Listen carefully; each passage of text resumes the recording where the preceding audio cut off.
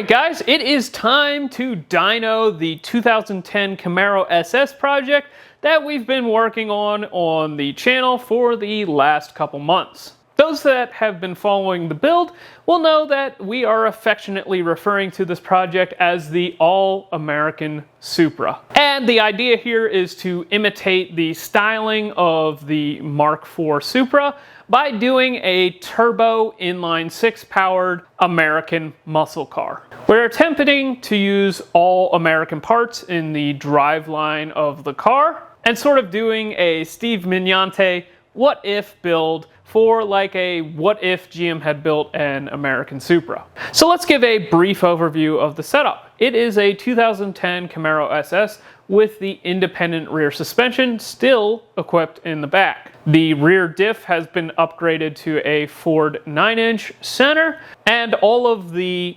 suspension components on the rear have been equipped with basically the full BMR catalog. Moving forward in the vehicle, we have an aluminum drive shaft from our friends over at Ottawa Drive Shaft. Check them out. Big thanks to those guys. From there, we have a Ford Pattern Turbo 400. This was actually the transmission that was in the Volvo and also was in my Studebaker before that. Moving forward from there, we have a very special piece. This is a Vortec 4200 that was given to us by a man named Jeff, who shipped it to us from California. It has a set of Molnar rods, some diamond pistons, and a head from a 2006 Vortec 4200 that has been ported by our friends over at Snyder Performance. The intake manifold was homemade with some billet intake runners and a plenum from Mazworks. The exhaust manifold was made out of 1 7/8" tubing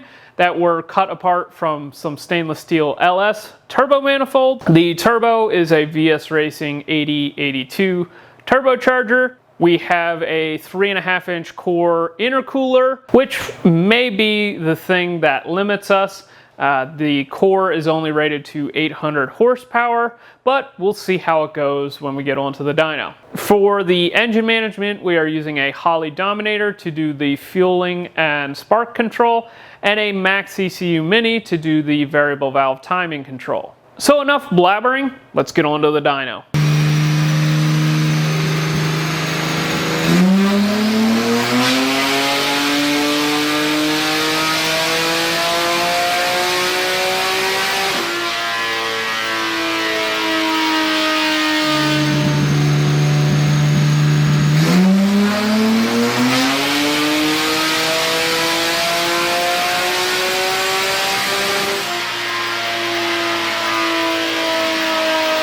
As we got through the day making more and more dyno pulls, we started to notice a little bit of an issue.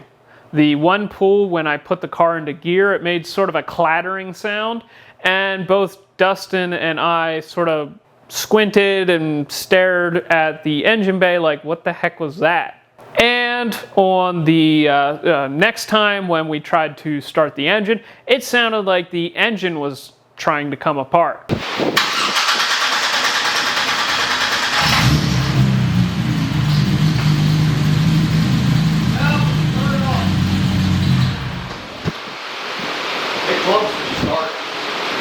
Listen to that when you start. As soon as it fires, you'll hear it.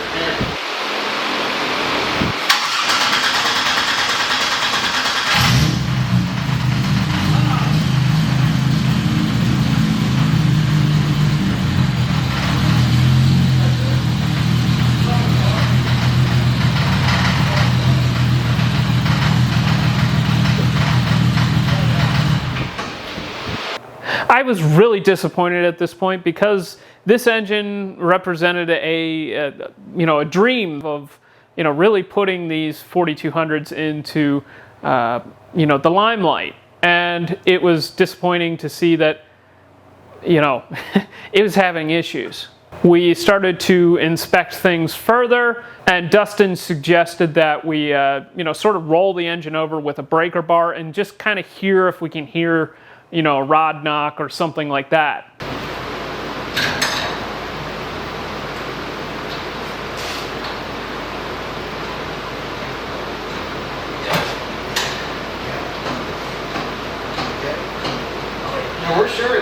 You're sure it ain't the converter cap? Hold on a second.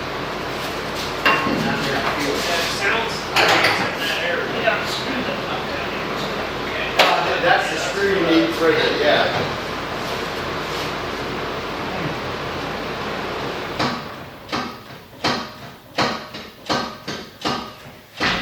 Put a stethoscope on it, that sounds like the engine.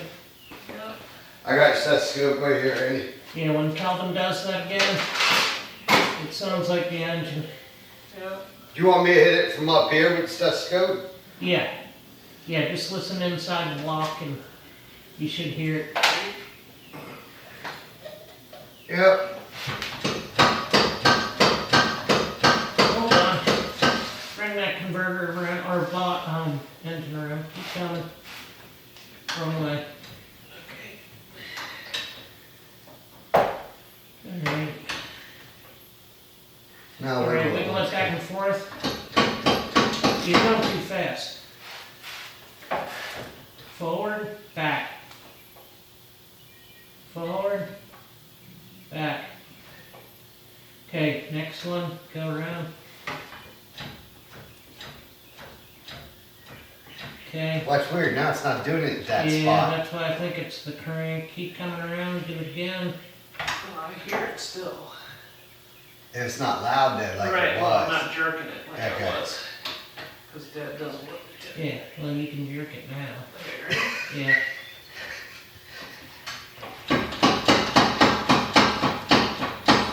Sounds like a rod. Are you got the stethoscope on it? Yeah, I did, Andy, but I can't. I'll tell you what it's at. It is noisier on this thing than in here. On this, if I put it on this billet piece. Okay. Sounds like It's bell noisier housing. here than there. Sounds like bell housing to me.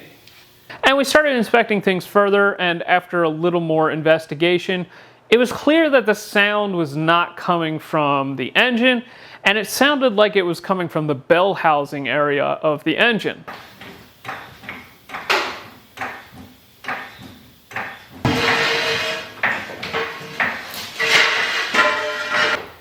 Alright, ready? Yeah. Hang on. Having a little trouble. It's so high. Alright, ready? Yep. Stop, stop. Oh, yeah, all the bolts are falling out of the crankshaft. Oh, Yep. cool. See it, Andy? Look, the bolts are falling out of the crankshaft. It's all loose. Ready? Stop. Don't do anything. That's it. Yep. Bara. It's a Bara. It's a Bara. The Baras do that.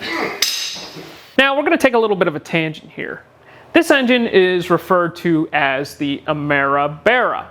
And the reason that I bring this up right now is because the Bara has sort of a critical flaw with the flex plate bolts. On high power applications, they will see the flex plate bolts start to rattle loose, and the flex plate will start to rattle in the back of the engine. The Bara, unfortunately, is only equipped with 6 bolts on the crankshaft output flange, and they have found that to be pretty inadequate. Most of the aftermarket Bara crankshafts upgrade to 8, but the cool thing about the 4200 is it already has 8 from the factory. There's something else we need to talk about there. The early 4200s came with a coarse bolt thread, and the later 4200s came with a fine bolt thread. The engine from Jeff featured an early crankshaft with the coarse bolts. And this is the first time that we have seen the issue that all of the Bara engines have, where the flex plate bolts rattled loose, and that is the noise that we were hearing.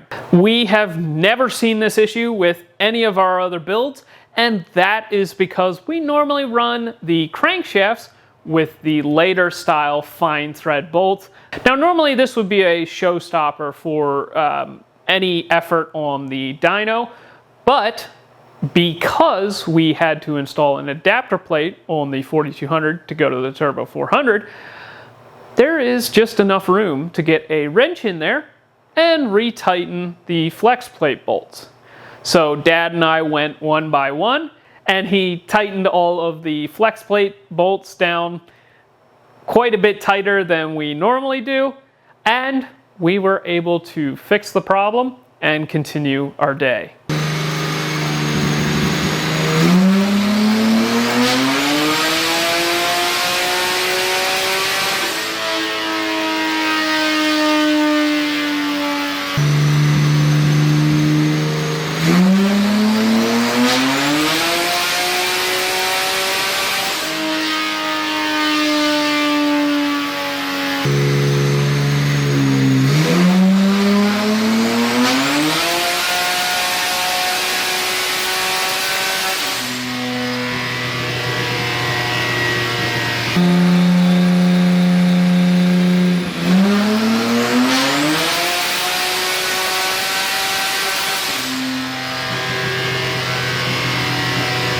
Unfortunately, we had to call the day there. My dad and I had a wedding that we had to get to.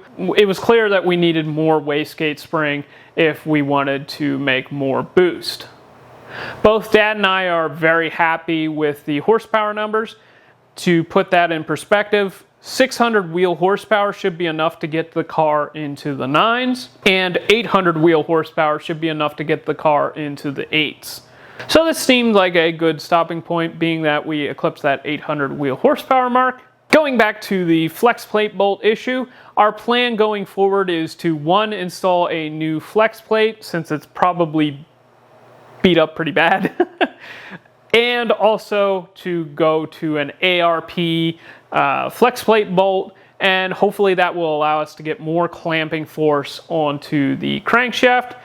And we will also make a special tool that will allow us to tighten them should we run into the issue again, on the side of the road. So I want you guys to give me your thoughts down in the comments. Are you excited with the results from the dyno? I know that I am. And with that, make sure that you like, comment, and subscribe, and we will see you in the next one.